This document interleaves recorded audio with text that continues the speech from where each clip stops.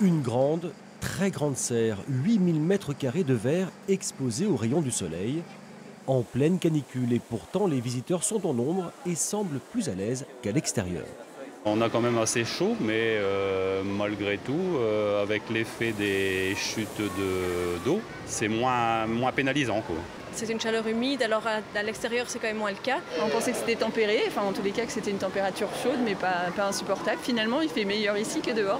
35 degrés à l'extérieur, 27-28 sous la serre, sans climatisation bien sûr. Un résultat obtenu grâce à la bonne vieille technique des courants d'air. Les cascades, chapelles, boutiques, restaurants, tout ça c'est notre jargon à nous pour savoir en fait quelles zones on ouvre ou on ferme.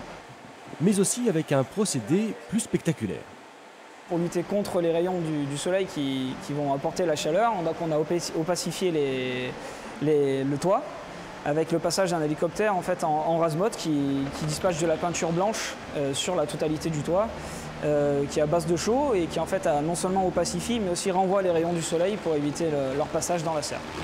Quant aux 600 pensionnaires de la ferme, pas d'inquiétude, un minimum de 25 degrés suffit à leur bonheur et ils pourraient même en demander plus.